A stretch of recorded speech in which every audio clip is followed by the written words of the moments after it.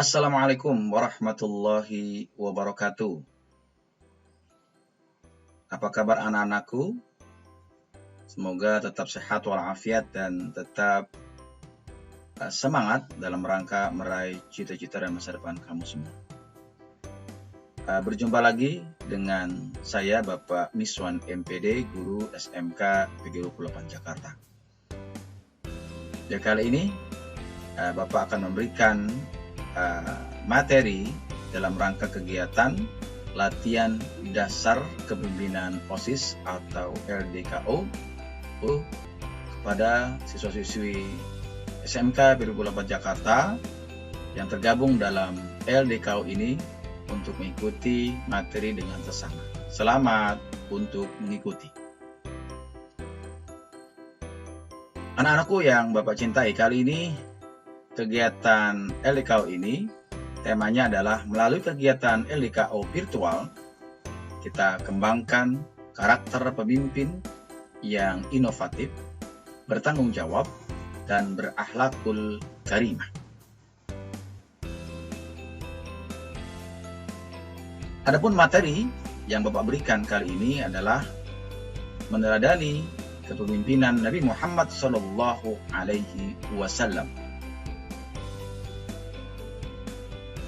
Adapun materi yang akan Bapak berikan yang pertama adalah arti pemimpin. Yang kedua, arti kepemimpinan dalam Islam. Yang ketiga, 4 sifat Rasulullah dalam memimpin. Yang keempat adalah bagaimana cara meneladani Rasulullah SAW dalam memimpin. Langsung saja anak-anakku, apa arti kepemimpinan? Banyak teori-teori umum yang didefinisikan tentang kepemimpinan. Kali ini, dalam konteks ini Bapak berikan kepemimpinan itu adalah kemampuan seseorang untuk mempengaruhi orang lain sehingga dapat menimbulkan kepatuhan, rasa hormat, loyalitas, dan kerjasama demi untuk mencapai tujuan bersama. Jadi perlu kita pelajari bagaimana kita agar mampu memimpin ini saling untuk menghormati dan mengetahui potensi rekan-rekan kita sama dalam OSIS sehingga tujuan yang dituangkan dalam GPPK dapat terlaksana dengan baik. Oke, kemudian apa arti kepemimpinan dalam Islam? Nah, yaitu sebuah proses atau kemampuan untuk mengarahkan dan memotivasi tingkah laku orang lain. Karena setiap orang itu memiliki motivasi tersendiri dalam berorganisasi, terutama dalam OSIS. Serta ada usaha kerjasama, teamwork.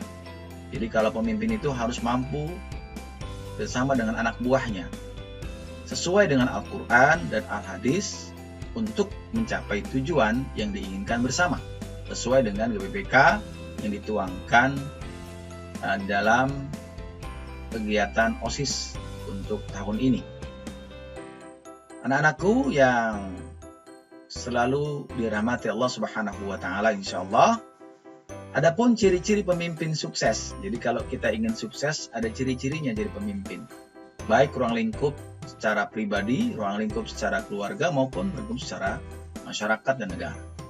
Yang pertama adalah harus memiliki sifat sidik. Nah, yang artinya bahwa jujur dalam ucapan dan perbuatan. Jadi tidak boleh bohong. Kemudian yang kedua, amanah. Nah, dapat dipercaya. Artinya menjalankan perintah Allah dalam membawa risalahnya. Jadi ketika kamu menjadi pengurus OSIS, baik ketua OSIS, bendahara, sekretaris, dan perangkat-perangkatnya di bawah, nah itu harus amanah. Bagaimana cara amanah? Yaitu melakukan GPPK yang sudah dibuat di sidang pleno. Oleh karena itu, harusnya saatnya kalau ingin bergerak maka lihat dulu GPPK itu. Apa sih program kerjanya dalam virtual seperti ini? Apa sih yang bisa memungkinkan untuk dilakukan? Kemudian yang ketiga adalah tabligh. menyampaikan wahyu Allah dan tidak menyembunyikannya. Nah nih, Rasulullah seperti itu.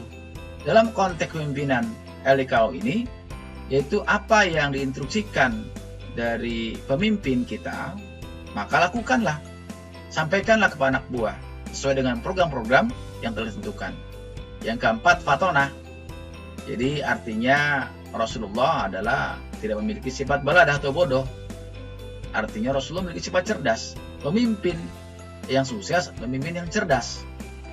Jadi cerdas bukan hanya logika berpikir, tapi cerdas yaitu bisa mengolah otak, olah rasa, olah fisik, dan juga olah hati.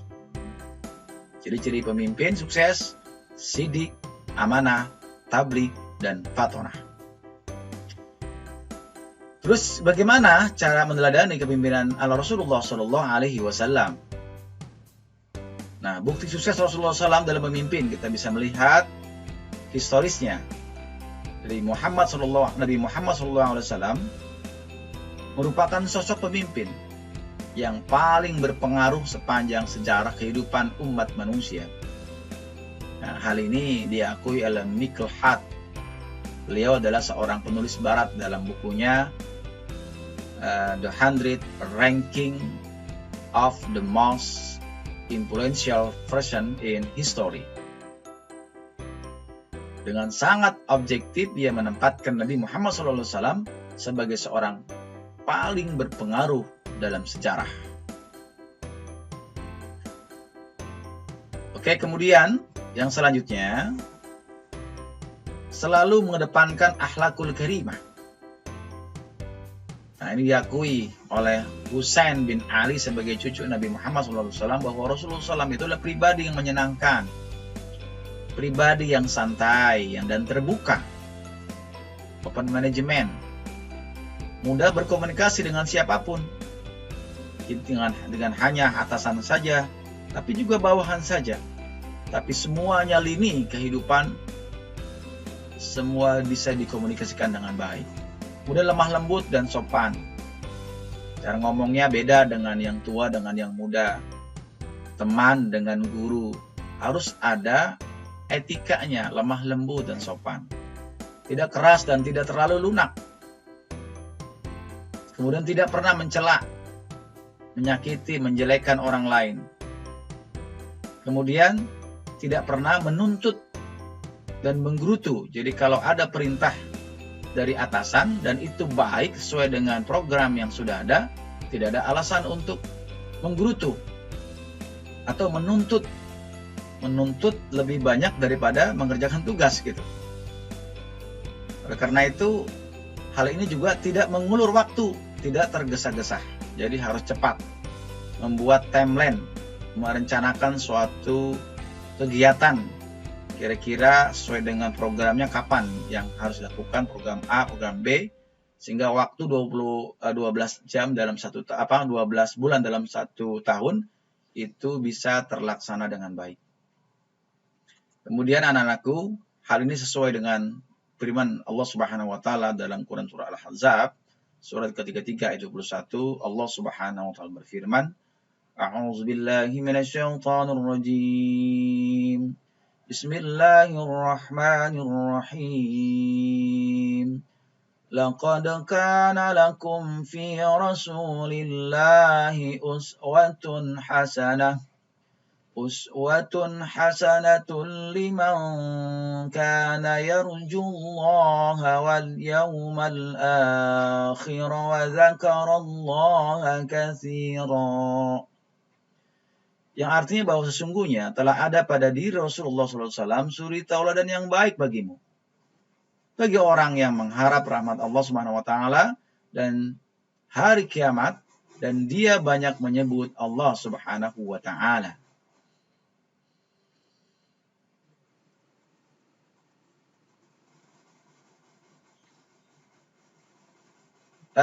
Menurut Washington Irving, beliau adalah seorang orientalis dan salah seorang penulis besar Amerika yang menjadi kebanggaan Amerika Serikat dan negara lain di abad 19 Masehi, yang lahir pada tahun 1832 Masehi di kota Washington dan meninggal pada tahun 1892 Masehi, Dan ucapan beliau, dia berkata bahwa Muhammad adalah penutup para nabi, Rasul paling agung yang diutus oleh Allah Subhanahu wa Ta'ala untuk menyeru manusia kepada menyembah kepada Allah Subhanahu wa Ta'ala.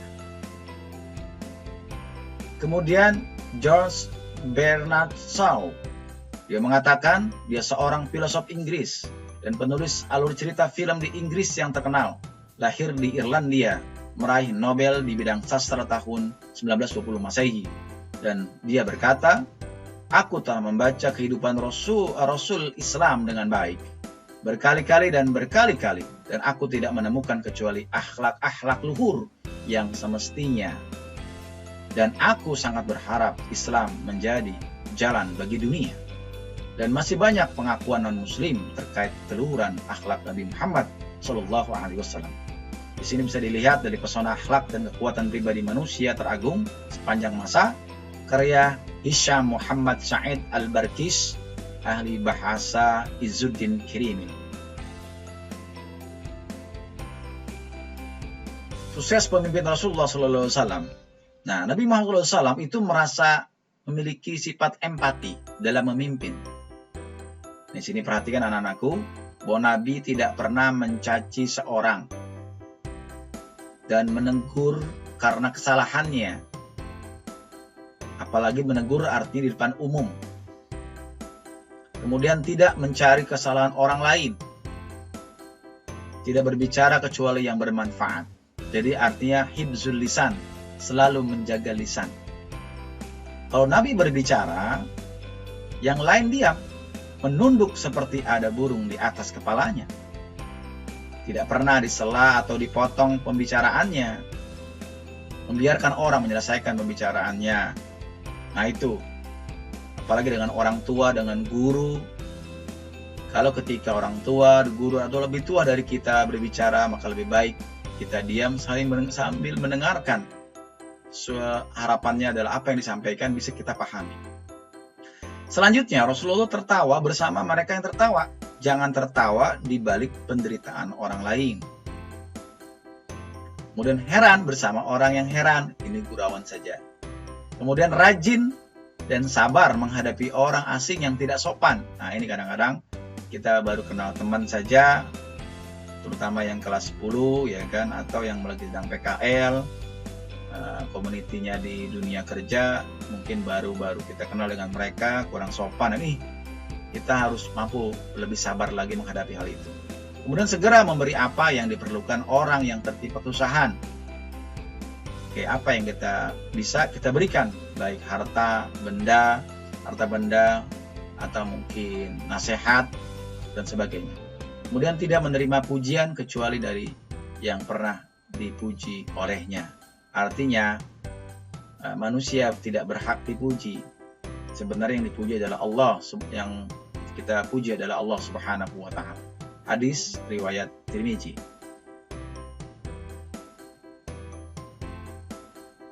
Kemudian Nabi SAW adalah sosok pemimpin yang mengedepankan kebersamaan.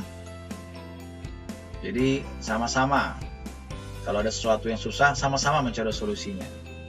Cara mencari ide yang baru terkait dengan bagaimana program yang kita lakukan dapat berjalan dengan lancar. Nabi mengusulkan sebuah ide win-win solution dalam menyelesaikan masalah peletakan Hajar Aswad. Ini contoh.